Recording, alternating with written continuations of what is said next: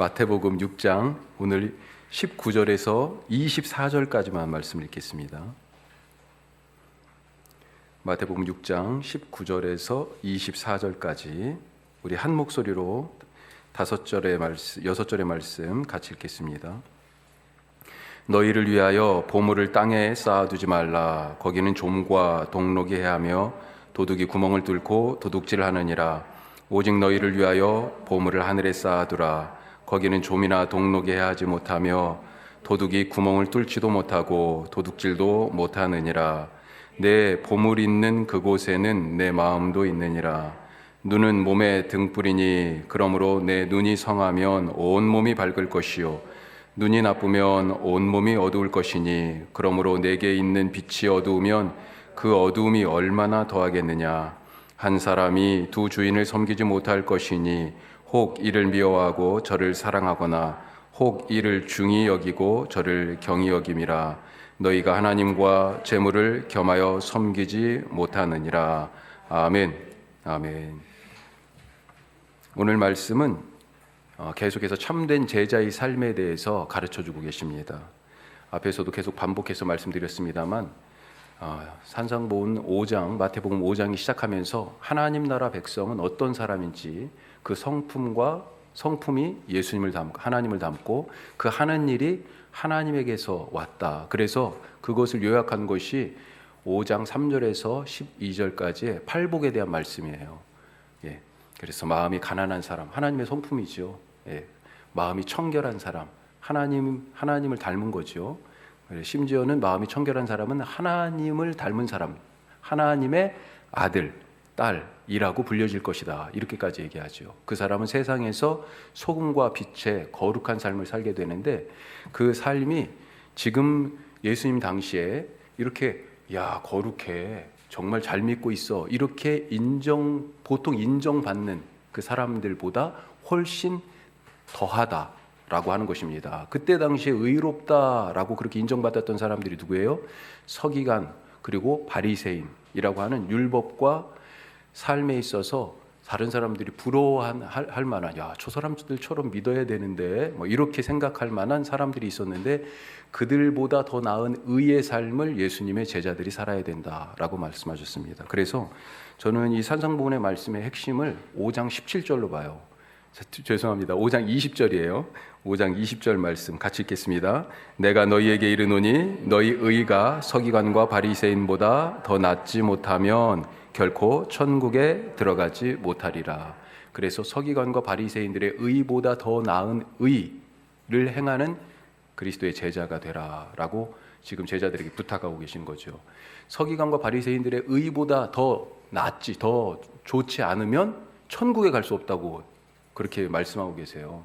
여기서 우리가 한 가지 생각할 것은 정말로 나의 신앙과 삶은 이 서기관과 바리새인들 그들의 것들보다 과연 나은가? 아니 그들에게도 혹시 못 미치는 것은 아닌가? 이렇게 한번 생각해 볼 수 있죠. 다시 지난 우리가 말씀을 나눴던 거 생각해 보면 서기관들의 의는 뭡니까? 그것은 5장 21절에서 48절까지 율법의 6가지 명제를 통해서 나타났었어요. 서기관들의 의는 한마디로 형식적인 율법 준수, 형식적인 신앙생활이라고 하는 거죠. 나는 사람 안 죽였으니까 됐어. 형식이죠. 하지만 마음속으로는 이미 그를 100번도 죽였어요. 그 미움과 증오가 그냥 가득 차 있다는 거죠. 살인한 것과 마찬가지다. 예수님이 그렇게 말씀하셨습니다. 겉으로 형식을 지켰다고, 율법을 지켰다고 나는 의로와라고 주장하는 사람들, 또 의롭다라고 다른 사람들에게 인정받는 것에 대해서 예수님이 경계하여서 그거 아니다라고 말씀하셨고요. 또 6장에 넘어와서 바리새인들의 의에 대해서 얘기하는데 그들의 대표적인 경건생활, 구제, 기도, 금식, 이것을 가지고 그들의 경건이 뭐라고 말씀하십니까? 똑같은 형식주의인데 과시적, 다른 사람들에게 보이려고, 그 핵심이 그래서 뭐예요? 그 경건의 핵심이 사람들에게 보이려고 해요. 과시적인 경건생활, 또 속은 그렇지 않은데 겉으로만 그런 행동을 하니 가식적이고 위선적인 경건생활, 그것들보다 훨씬 더 나아야 된다라고 주님이 지금 말씀하고 계신 것입니다. 자, 그러면서 이제 오늘 6장 19절부터 또 다시 이어지는 새로운 말씀이에요. 앞에서는 서기관들의 의와 제자들의 의를 비교하는 방식으로, 대조하는 방식으로, 또 바리새인들의 경건과 예수님의 제자들의 경건을 비교해서 참된 구제는, 참된 기도는, 참된 금식은 무엇이냐, 그래서 그것을 통하여서 제자들이 지향해야 할 의로운 삶에 대하여 가르쳐 주셨는데, 이제 오늘 말씀부터는 이제는 그런 대조, 비교가 아니고요, 그냥 직설적으로 말씀해 주십니다. 그 대표적인 주제가 재물에 대한 얘기예요. 사실은 오늘 말씀부터 6장 끝까지가 재물과 관계된 말씀이다. 이 재물과 관계된 이 말씀이 갑자기 뚝 떨어져서 어디서 나온 게 아니고요, 우리가 사실은 중간에 기도에 대한 말씀 6장 9절에서 15절까지 이 말씀 중에 주기도문에 해당하는 이 말씀을 사실은 지금 우리가 건너뛰고 했어요. 그런데 이것은 이 주기도문에 나와 있는 말씀과 깊이 또 연결이 되어 있습니다. 거기에 어떤 부분에 대한 기도가 있어요? 오늘 우리에게 일용할 양식을 주옵시고, 이 재물과 관계된 그런 기도예요. 자, 우리가 나중에 주기도문 부분은 다시 말씀을 따로 나누기로 하고요. 자, 오늘 말씀은 그래서 더 나은 제자들의 의로운 삶에 대하여서 조금 더 직설적으로, 직접적으로 가르치는 말씀인데, 주로 재물과 관계된 말씀이다. 이 재물을 아람어로는 원래 아람어가 있고, 그 다음에 신약 성경이 쓰여진 것은 헬라어, 그리스어예요. 그 다음에 구약 성경이 쓰여진 것은 유대인들이 사용하는 히브리어. 그런데 이 아람어는 그때 당시에 통용해서 쓰는 일반, 보통의 그냥 언어였어요. 이것을 그때 당시에 제국의 공통 언어인 헬라어로 신약 성경이 기록된 것인데, 주로 사실 실생활에서 쓰는 말은 아람어 혹은 히브리어였다. 아람어의 대표적인 흔적이 신약 성경에 달리다굼, 엘리 라마 사박다니, 에바다, 뭐 이렇게 가끔 이렇게 나오는 단어들이 있어요. 그런 단어들이 바로 이 아람어의 흔적인데, 아람어로 이 재물을 뭐라고 얘기하냐면 맘몬이라고 얘기합니다. 맘몬 들어보셨죠? 그래서 영어로 맘모니즘이 뭐냐면 물질 만능주의, 또 황금 만능주의, 돈이면 다 된다라고 하는 그 생각, 배금주의, 금을 숭상하는, 돈을 숭상하는 그런 것을 맘모니즘 이렇게 얘기합니다. 그래서 이 6장 19절에서 이 마지막 34절까지는 특별히 이 맘모니즘에 대하여, 재물에 대한 말씀인데, 그걸 크게 둘로 한번 나눠보면 어떻게 되냐면요, 23절까지, 그러니까 오늘 우리가 읽은 말씀이 24절까지 읽었는데 23절 혹은 24절 어떻게 포함해도 좀 맞을 것 같아요. 24절은 좀 중립적이라서 거기까지는 재물이 있을 때에 대한 얘기예요. 사람이 재물이 있으면 어떻게 하고 싶어요?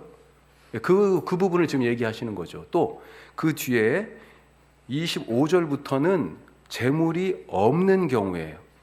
24절부터 혹은 25절부터는 재물이 없는 경우를 들어서 지금 가르치시는 거예요. 재물이 있거나 없거나 지금 어떻게 해요? 재물을 신으로 숭상한다는 거죠. 그런 부분에 대하여서 아주 직접적으로 예수님이 말씀 가르쳐 주십니다. 자, 이제 본격적으로 들어가서요, 19절에서 21절 우리가 다시 한번 읽어보겠습니다. 세 절 말씀 같이 읽습니다. 너희를 위하여 보물을 땅에 쌓아두지 말라. 거기는 좀과 동록이 해하며 도둑이 구멍을 뚫고 도둑질하느니라. 오직 너희를 위하여 보물을 하늘에 쌓아두라. 거기는 좀이나 동록이 해하지 못하며 도둑이 구멍을 뚫지도 못하고 도둑질도 못하느니라. 내 보물이 있는 그곳에는 내 마음도 있느니라. 19절과 20절은 거의 병행하죠.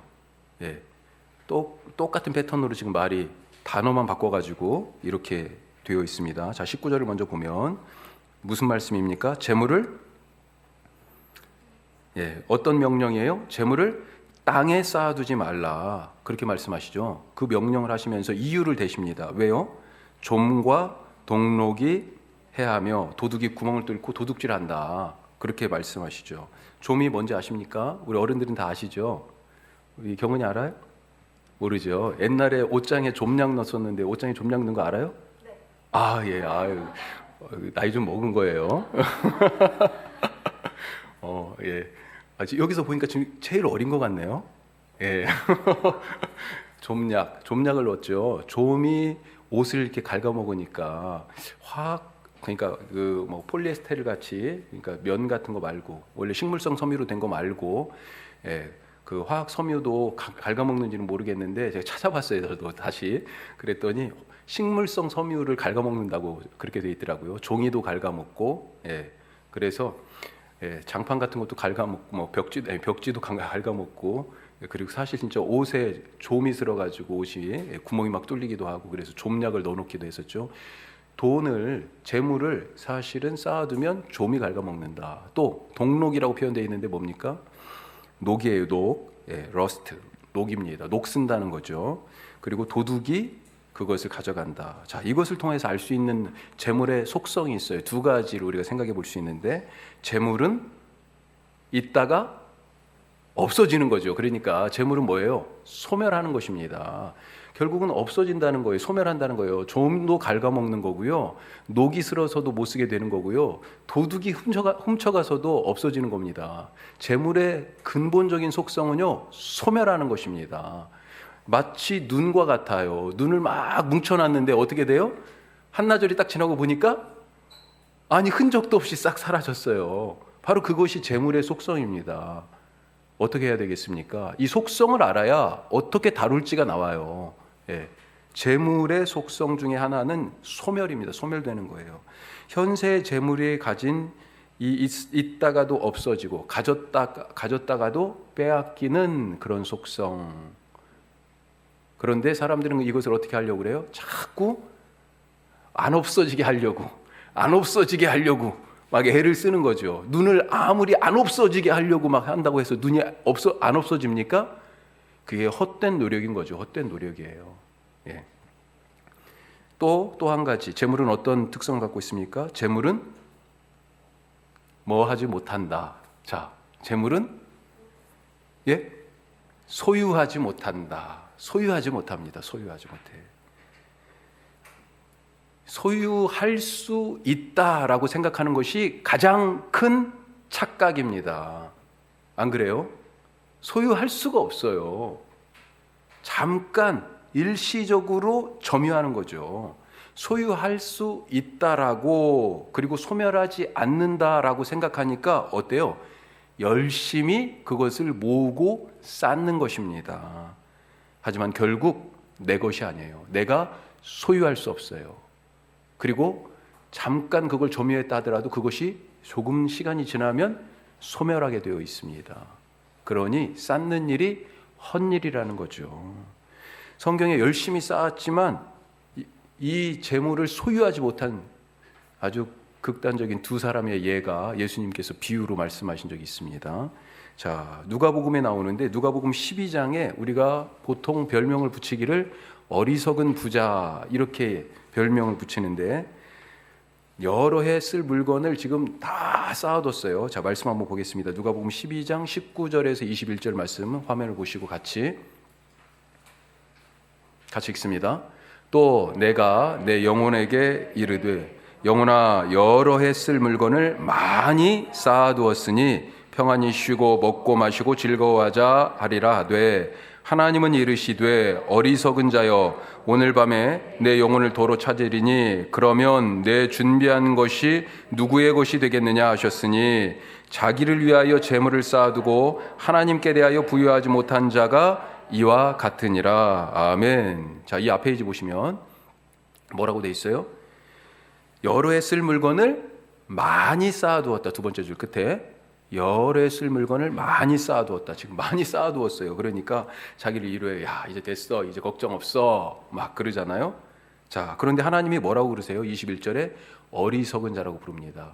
그러면서 내 영혼을 오늘 밤에 도로 찾는데, 자, 그러면 네가 쌓아놓은 이것이 누구의 것이 될 것이냐? 소유권이 어디에 있냐고 지금 물어보시잖아요.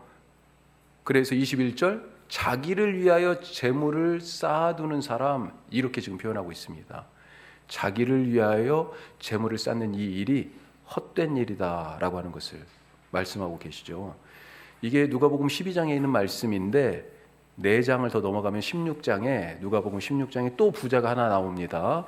자, 이 부자 엄청난 부자였어요. 그래서 이 부자의 집 앞에서 그래도 부스러기라도 좀 얻어먹을까 하고 아픈 몸을 이끌고 그 문간에서 구걸하던 사람이 있었습니다. 그 사람 이름이 뭐예요? 그렇죠, 나사로. 그런데 이 부자가 나사로도 같이 죽었어요. 그 죽은 후에 어떤 모습이에요? 그 가지고 있는 모든 것이 그에게, 그의 영혼을 위하여, 그의 삶을 위하여 아무 소용이 없어요. 그 이야기를 예수님이 들려주시잖아요. 열심히 쌓았지만 결국은 아무것도 소유하지 못한 사람들의 이야기가 있습니다.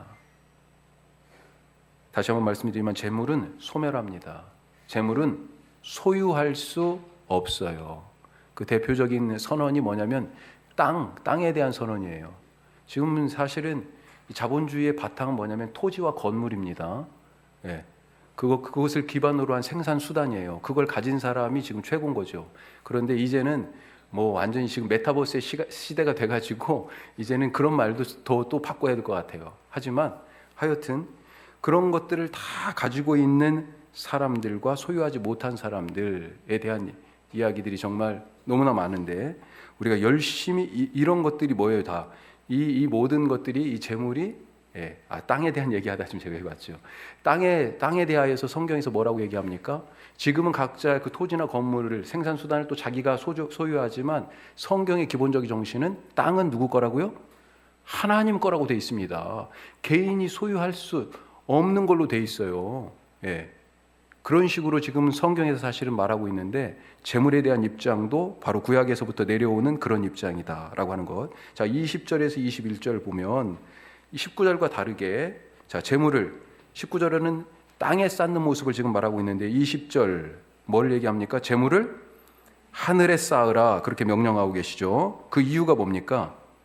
좀과 동록이 해하지 못하고 도둑이 뚫지 못한다. 땅에 쌓는 것과 반대 이유를 지금 말씀하시죠. 그게 이유 첫 번째고요. 또 한 가지 이유가 있습니다. 그 이유는 21절에 있는 거죠.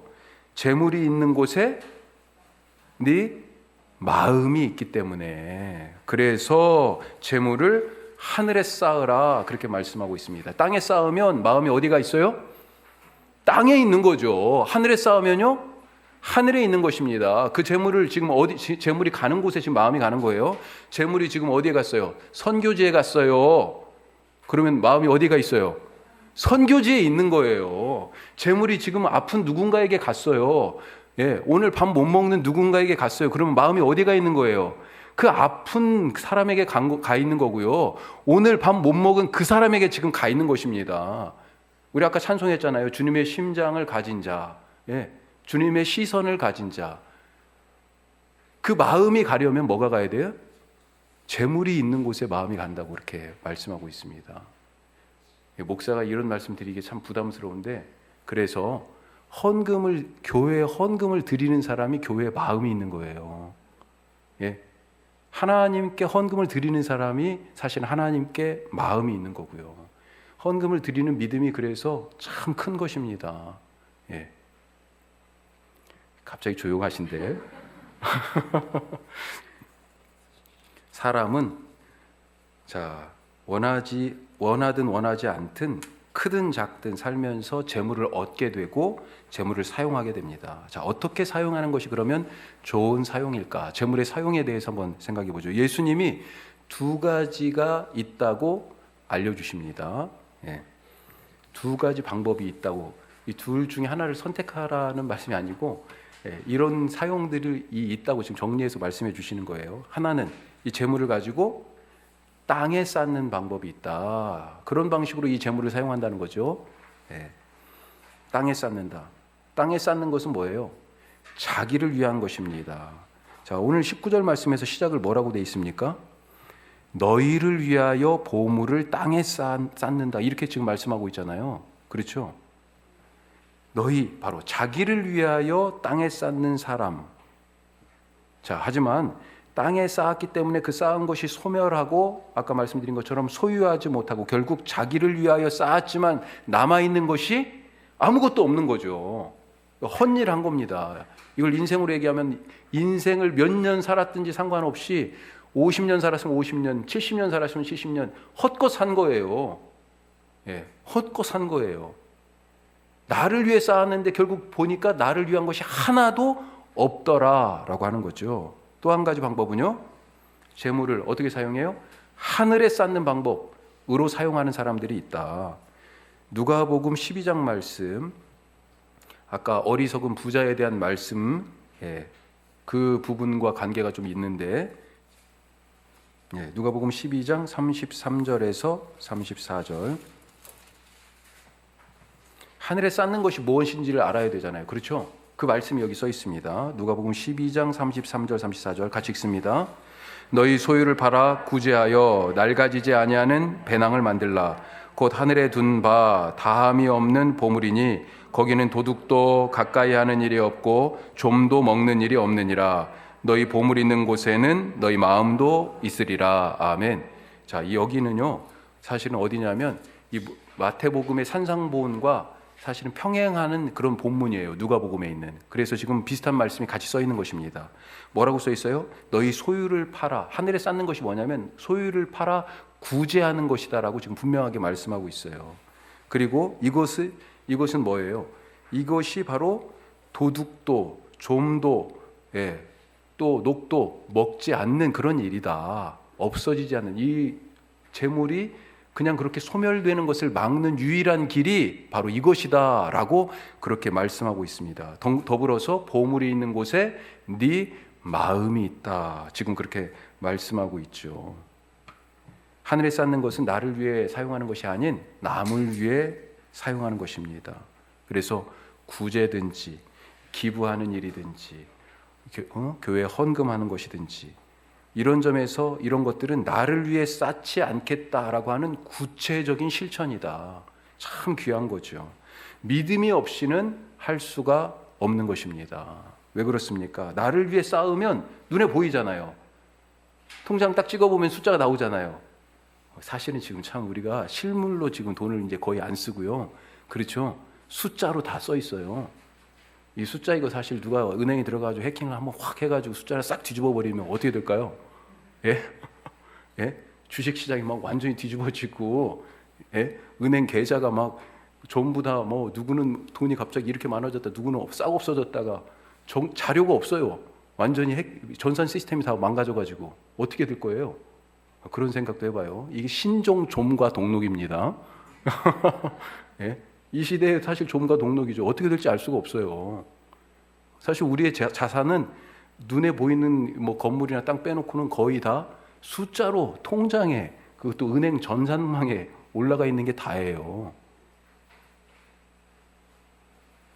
다른 것들은요, 쌓으면 눈에 보여요. 하여튼 숫자든지 뭐든지 보여요. 사놓은 집이나 땅과 건물이 있고 통장과 주식 그 안에 있는 금융 자산이 눈에 보입니다. 그런데 남을 위해 쓰면 내 손에 남는 것이 없다는 거죠. 그래서 더더욱 믿음 없이는 할 수 없는 것이 하늘에 쌓는 일이다.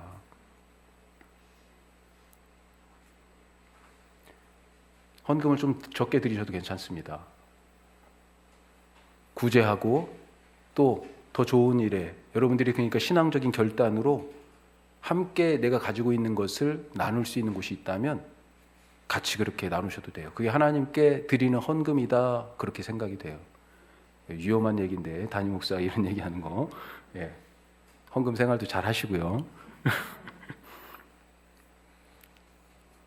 자, 이렇게 재물을 이렇게 예수님께서는 재물을 쌓는 것과 땅에 나를 위하여 땅에 쌓는 것과 하늘에 쌓는 것에 대한 말씀을 하시는데, 자, 이 재물을 쌓는 것, 땅이든지 하늘이든지 그것에 따른 결과를 우리가 22절에서 24절까지를 통해서 우리가 알아볼 수 있습니다. 자, 22절에서 24절까지 우리 한 번 더 읽어보겠습니다. 눈은 몸의 등불이니 그러므로 내 눈이 성하면 온몸이 밝을 것이요 눈이 나쁘면 온몸이 어두울 것이니 그러므로 내게 있는 빛이 어두우면 그 어두움이 얼마나 더하겠느냐. 한 사람이 두 주인을 섬기지 못할 것이니 혹 이를 미워하고 저를 사랑하거나 혹 이를 중히 여기고 저를 경히 여김이라. 너희가 하나님과 재물을 겸하여 섬기지 못하느니라. 아멘. 22절과 23절이 지금 하나로 묶여져 있죠. 그리고 24절이 또 독립적입니다. 자, 22절과 23절, 좋은 눈과 나쁜 눈에 대해서 지금 말하고 있습니다. 내 눈이 성하다, 지금 그렇게 얘기했어요. 눈은 몸의 등불이니 그러므로 내 눈이 성하다 이렇게 번역했는데 영어로는 good, 예, 좋다 이렇게 지금 번역했어요. 이것을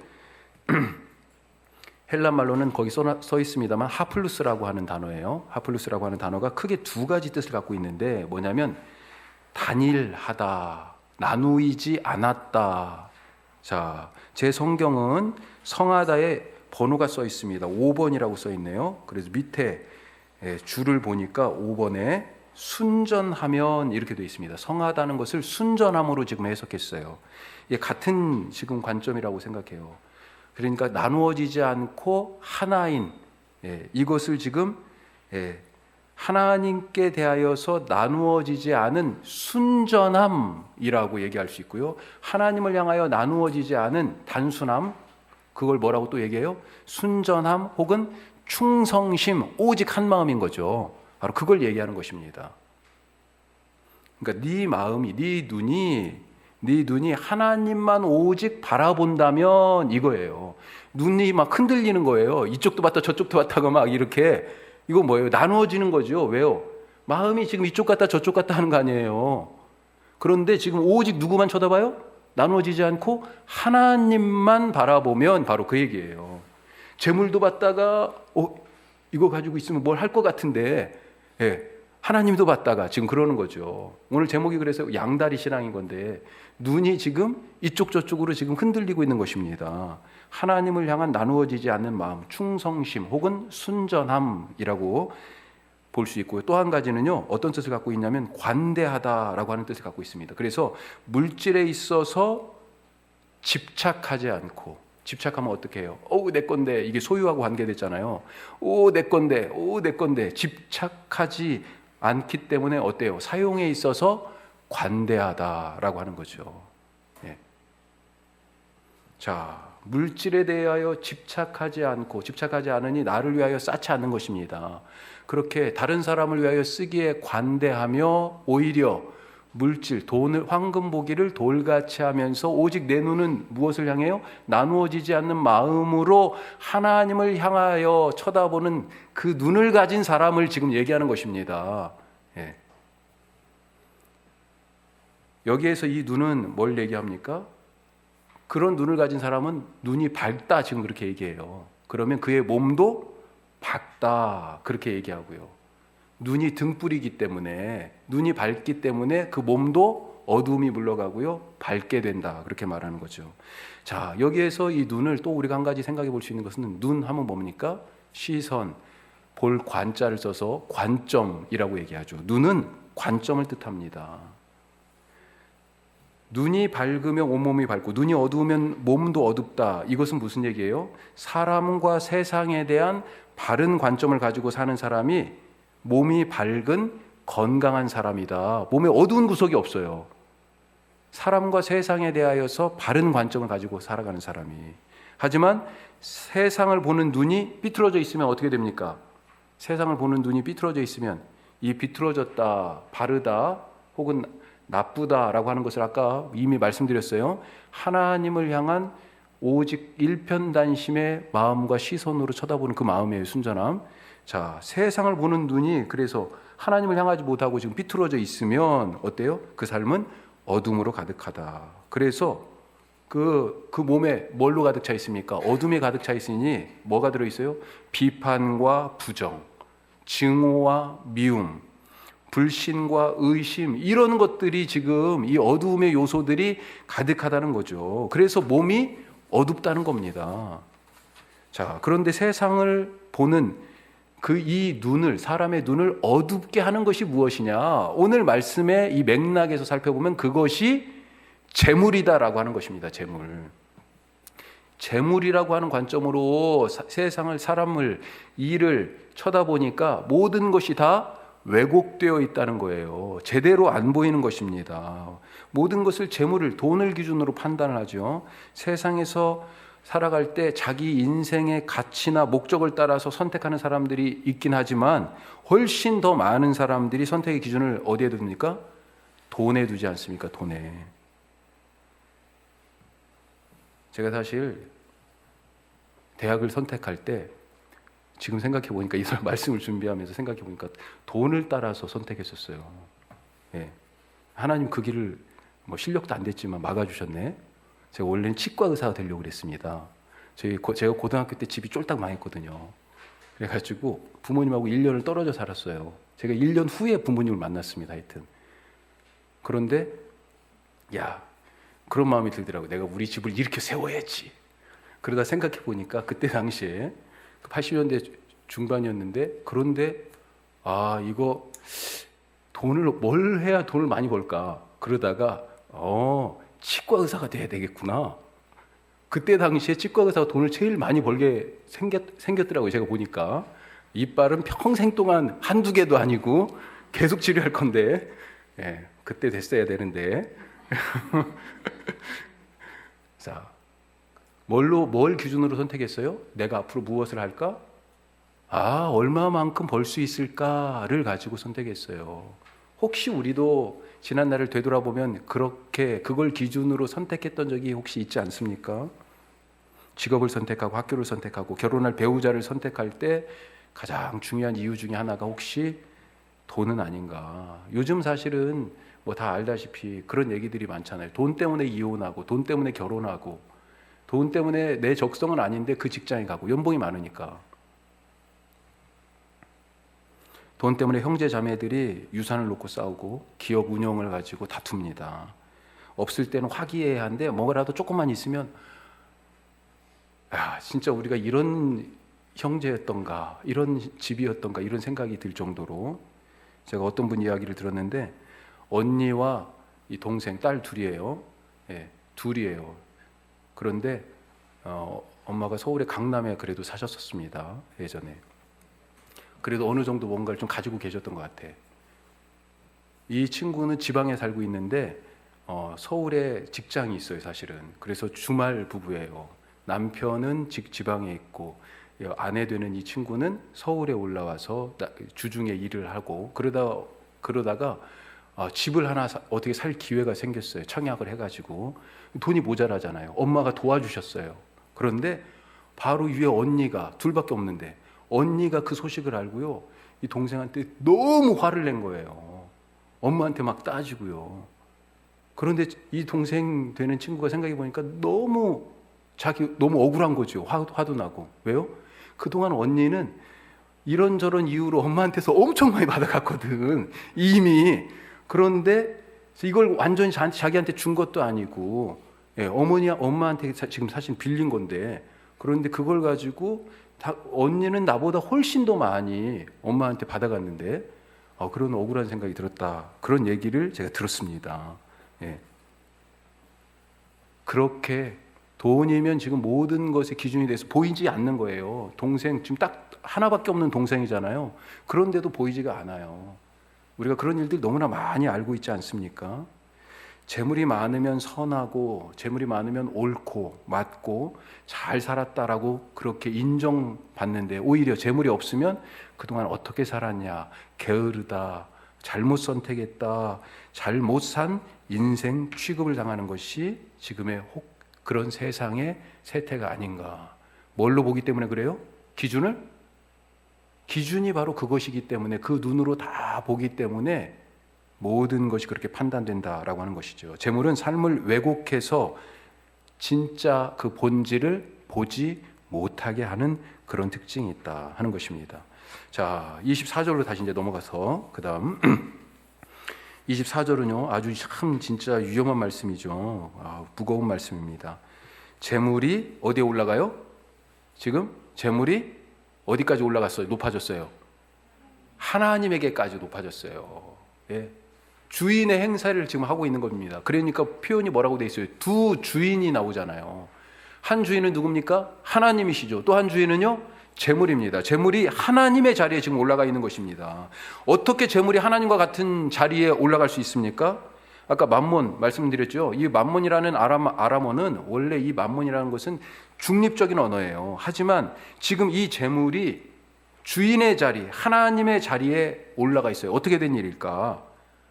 어찌하여서 그가 주인, 어찌하여서 그가 이 재물이 신의 자리에 올라가 있어요? 재물을 쌓는 순간 재물은 신이 됩니다. 재물을 쌓는 순간 재물이 신이 돼요. 자, 그러면 사람들은 왜 재물을 소유하게 될까? 쌓게 될까? 우리가 거기까지 살펴보고 오늘 마치도록 하죠. 크게 두 가지 말씀이 있는데, 자, 왜 재물을 쌓게 될까요? 첫 번째로는 구원자에 대한 기대 때문에 그렇습니다. 구원자에 대한 기대. 늘 삶을 구원할 누군가를 기다리고 있어요, 우리는. 예. 왜요? 지금 삶이 늘 100% 만족스럽지 않거든요. 그래서 이 삶으로부터 더 개선되거나 이 삶으로부터 나를 건져줘 구원에 대한 기대가 있습니다. 삶의 대부분의 문제는 그런데 살펴보니까 돈과 관계된 문제예요. 현실 세계에서 내 소원을 이루어질 수 있는 것이 뭐예요? 재물입니다. 따라서 재물이 내 삶의 문제를 해결해 줄 것이다. 나를 구원할 것이다 라고 믿고 기대는 거죠. 이걸 뭐라고 얘기합니까? 우상인 거죠, 우상. 스스로 자기의 삶을 구원하려고 그래서 재물이라는 신을 만드는 것입니다. 그 만드는 과정이 뭐예요? 쌓는 거죠, 쌓는 것. 그게 바로 출애굽기에 나오는 제일 처음에 구원받은 사람들이 신을 만들었잖아요. 광야에서. 어떤 신을 만들었어요? 재물의 신을 만든 겁니다. 금을 다 빼가지고 자기 있는 것을 금을 다 빼서 다 모아서 녹여서 뭘 만들었어요? 바로 이 만문을 만든 거예요. 금송아지 신을 만든 것입니다. 예. 또 한 가지 왜 재물을 쌓게 됩니까? 탐심 때문에 탐심. 자, 누가복음 12장 15절 말씀 같이 한번 보죠. 자, 아까 어리석은 부자에 대한 말씀 바로 서론격에 해당하는 말씀입니다. 자, 내가 이만큼 쌓자, 이제 편안히 쉬고 자자, 눕자, 즐기자, 인생이 이제 재밌구나, 막 그러는 거예요. 그 말씀 바로 앞에 예수님이 하신 말씀이에요. 시작. 그들에게 이르시되 삼가 모든 탐심을 물리치라. 사람의 생명이 그 소유에 넉넉한데 있지 아니하니라. 예, 그렇죠. 탐심을 물리치라. 탐심 때문에 이미 넉넉한데도 자꾸 탐심 때문에 더 쌓게 되는 것입니다. 이 부자는 지금 그 소유를 쌓는데 시간을 쓰고 자기 인생을 허비할 이유가 사실은 없었어요. 예, 그렇게 쓸 일이 아니었습니다. 하지만 자꾸 쌓는 것을 멈출 수 없었어요. 왜요? 탐심 때문에. 쌓다 보니까 너무 많아가지고 창고를 또 짓자 그런 거 아니에요. 그것 가지고 또 모자랄 거예요. 거기 차면 또 짓자 그럴 거예요. 그렇게 평생 창고를 짓고 쌓고, 창고를 짓고 쌓고, 채우고 짓고 채우고 짓고 채우고, 이걸 하다가 끝났을 겁니다. 왜요? 탐심 때문에 쌓는 것을 멈출 수가 없어요. 자, 하나님은 이 쌓아두는 것, 탐심에 기초한 쌓아두는 것에 대해서 이미 경고하셨어요. 광야에서 이스라엘 백성들이 경고하셨죠. 어떤 일을 통해서요? 만나 주시면서, 이 만나 얼마만큼 거두라고 그랬습니까? 오늘 먹을 하루 분량만. 안식일 전에는요, 하나님이 이틀분을 주신다고 돼 있어요. 자, 하루 분량을 줬는데 걱정이 되는 거죠. 내일은 없으면 어떻게 할까? 그래가지고 하루 분량, 자기에게 이미 넉넉한 분량보다 더 많이 거두어 놓은 사람들 어떻게 됐습니까? 자, 한번 봐요. 출애굽기 16장 말씀. 그들이 모세에게 순종하지 아니하고 더러는 아침까지 두었더니 벌레가 생기고 냄새가 난지라. 모세가 그들에게 노하니라. 좀과 동록이 먹은 거예요. 쌓아놨더니 아무 소용이 없습니다. 소유하지 못했어요. 소멸해버린 겁니다. 썩어버렸어요. 이런 목적으로 재물을 쌓기 시작하면 재물을 소유하는 것이 아니라 재물의 소유를 당한다라고 하는 거죠. 재물의 주인이 되는 것이 아니라 재물의 종이 된다. 자, 그래서 재물을 주인으로 삼아서 충성하게 됩니다.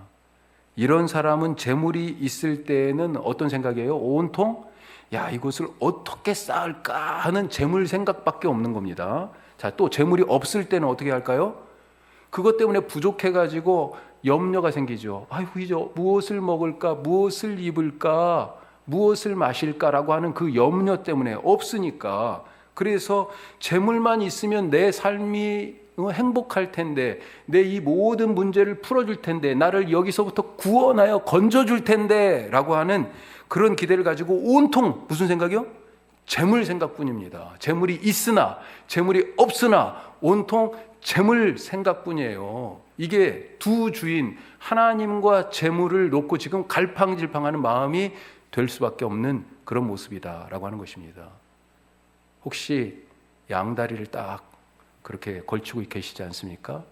얼른 유리한 쪽으로 한쪽 발을 딱 빼려고 그렇게 혹시 생각하고 계시잖아요. 오직 하나님만 바라보는 나누이지 않은 단순하고 순전한 하나님께 충성하는 그 마음과 눈으로 주님만 바라보시면서 살아가시는 복된 삶이 되시기를 주님의 이름으로 축복합니다. 기도하겠습니다. 오늘 말씀을 생각하면서 기도하는데요. 주님, 보물을 하늘에 쌓는 사람 되게 하여 주옵소서. 그 하늘에 쌓는 방법이 무엇이에요? 내가 소유하지 않는 것입니다. 하나님, 나를 통하여서 많은 사람들에게 흘러가게 하여 주시옵소서. 특별히 복음과 하나님 나라를 위하여서 내게 주신 것들이 사용되게 하여 주시옵소서. 위해서 우리 다 같이 함께 간절하게 기도하겠습니다. 기도합시다.